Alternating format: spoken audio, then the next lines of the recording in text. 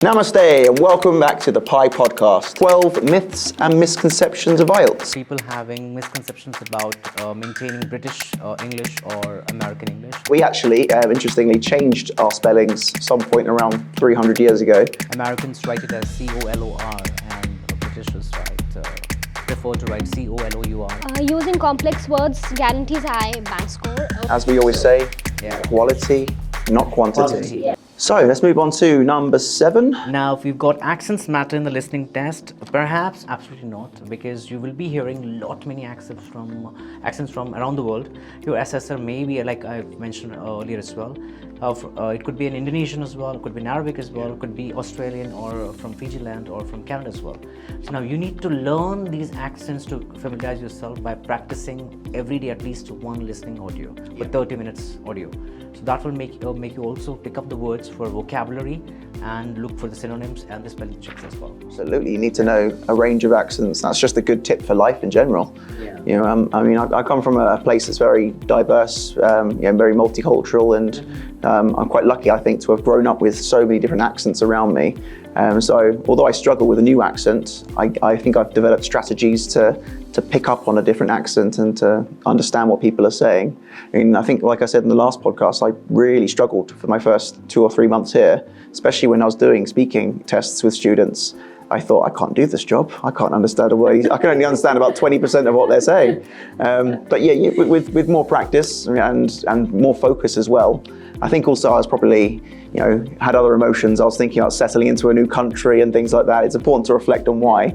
I think I was probably still getting used to being in a new environment, which was affecting my ability to retune in and listen as well as I'd like to.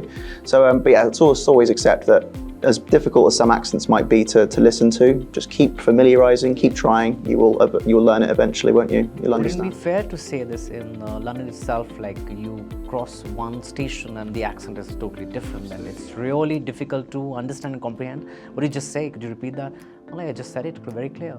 But the key is just you have to pay attention to the words that they've been sounding. That's the key. Well, I will be able to comment on that once I make it to London. I have not been fortunate enough so far. Okay, so moving on to number 8, Asheen. So the next one is guessing is not allowed.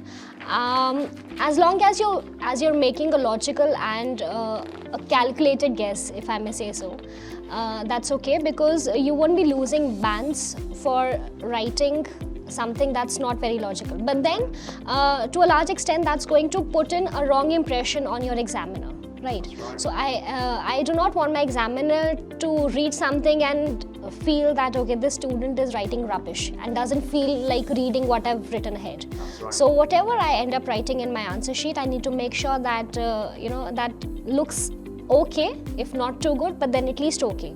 So which means making guesses is okay, but then if you're sure, or at least 80% you're confident that, okay, this might work in your favor, do it. Otherwise, just avoid it, I would say. That's it. You'd be absolutely foolish not to answer every single question possible. Ideally, you wouldn't need to guess for any, because you've got the timing, you've got the knowledge to do it. But yeah, if you don't know an answer, just put a guess in. Yes. You miss 100% of the shots you don't take. Wayne Gretzky, Michael Scott. You've got to take those shots. Yes. Yeah, it'd be foolish not to. Okay, moving on to number 9, Rishi. Using memorized answers is effective. Well, some students are good at cramming everything from start to end, but then they forget that the answer could just be twisted the other way around. I must be able to justify the answers. Have I answered the question in a way that has been addressed to me? Is it relevant or is it appropriate? If the answer has been mismatched from top to the end, the assessor who is reading your answer is going to feel is like just mentioned, it's rubbish, it's not relatable.